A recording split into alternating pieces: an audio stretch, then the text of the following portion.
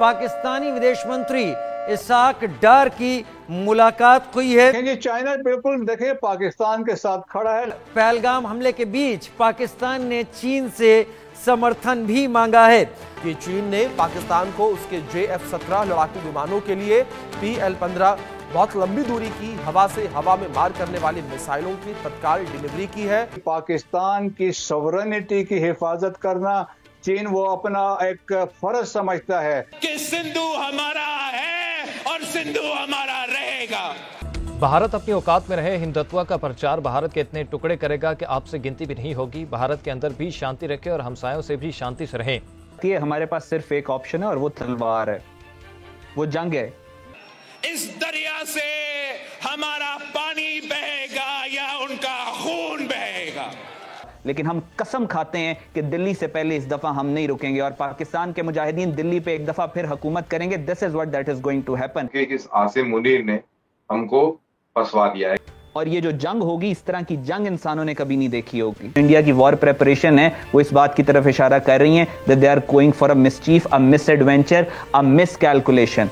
ये जंग इंडिया शुरू करेगा। कट्टर सुन्नी तालिबान भी हमारे साथ है, शिया कट्टर शिया जो रियासत है वो भी हमारे साथ में है, और जो इस्लामिक वर्ल्ड है, अरब वर्ल्ड है, वो भी हमारे साथ में है।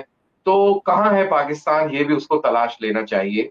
Pakistan is open to participate in any neutral, transparent and credible investigation। खास तौर से जब आदमी डरा होता है तो ऑटोमेटिकली अपनी रियल बात निकल आती है, ड्रामा नहीं चलता है। हम चाहते हैं कि अगर भारत करना चाहता है न्यूट्रल ट्रांसपेरेंट प्रोब तो हम हाजिर हैं। क्यों इतनी कमजोर स्टेटमेंट क्यों दी है पाकिस्तान के वज़ीर आज़म शहबाज शरीफ साहब? आपको ये किसने कहा है कि आप ऑफर कराएं कि आप न्यूट्रल वेन्यू पे लेके जाएंगे? आप पाकिस्तान के वज़ीर आज़म हैं, आप बड़े इंपॉर्टेंट हैं हमारे लिए, आप हमारे सर पे आंखों का ताज है। क्या कभी भारत ने आपको ये कहा है हम आपके साथ किसी इन्वेस्टिगेशन में शामिल होना चाहते हैं?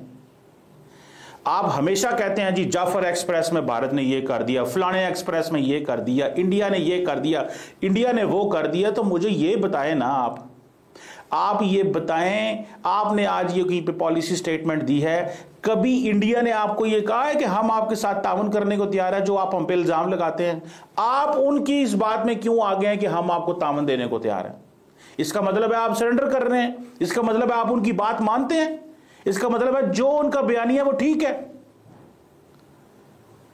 जो उनका बयानिया है ठीक है, या फिर आप सिर्फ इंटरनेशनल कम्युनिटी को बताना चाहते हैं ताकि मिलिट्री एस्केलेशन ना हो कि हमने तो दुनिया को कह दिया था कि हम तावन करना चाहते हैं इनके साथ, लेकिन फिर भी देख लें इन्होंने ये मिलिट्री एस्केलेशन की। मैंने तो अपने वजीर आजम की इस स्टेटमेंट को इंतहाई कमजोर पाया, इंतहाई कमजोर पाया। वजीर आजम साहब तरलियां ना गुजारे नहीं होंगे। You can't live this way. मैं इस बात पे मानता हूं कि पाकिस्तान को चीजों को डिप्लोमेटिकली सॉल्व करना चाहिए, एंगेजमेंट होनी चाहिए, लेकिन ये बात कह देना कि हम आपको ताउन करेंगे अगर न्यूट्रल और ट्रांसपेरेंट प्रोब हो पहलगाम इशू के ऊपर, क्या कभी उन्होंने ये मानी है बात कि हम आपको न्यूट्रल पे ले जाए हमें? आप कभी उन्होंने कहा? क्या वो मानते हैं इस बात को? उन्होंने तो कभी आपको लिफ्ट भी नहीं कराई इस मामले में। वो तो आपसे पूछते भी नहीं, आप जो मर्जी बोल रहे, वो तो हिलते ही नहीं अपने मुकाम से, वो तो सिंपली रिजेक्ट कर देते हैं। मुझे सिर्फ इतना बताएं कि ये जो आपने स्टेटमेंट जारी की है, ये क्या इंडिया क्या आपको वार्निंग नजर आ रही है? क्या आपको मिलिटरीली एस्केलेट होता नजर आ रहा है? क्या आप दुनिया को पैगाम देना चाहते हैं? इस्लामिक मुल्क ईरान ने भी भारत का समर्थन किया है और उन्होंने कश्मीर को इंडिया का हिस्सा बताते हुए जिक्र किया है। इस्लामिक रिपब्लिक ऑफ अफगानिस्तान, उसने भी भारत का समर्थन किया है। तो जो मुनीर साहब कह रहे थे कि हम अलग हैं, हमारा मुस्तकबिल अलग है, हम फला हैं, शिनाख्त अलग है, और हम ये हैं और हम वो हैं और हिंदुओं के साथ हम नहीं खड़े हो सकते, तो आज कट्टर सुन्नी तालिबान भी हमारे साथ है, तालिबान रियासत भी हमारे साथ में है, शिया कट्टर शिया जो रियासत है वो भी हमारे साथ में है, और जो इस्लामिक वर्ल्ड है, अरब वर्ल्ड है, वो भी हमारे साथ में है। तो कहाँ है पाकिस्तान, ये भी उसको तलाश लेना चाहिए। और इसी वजह से पाकिस्तान बहुत परेशान है।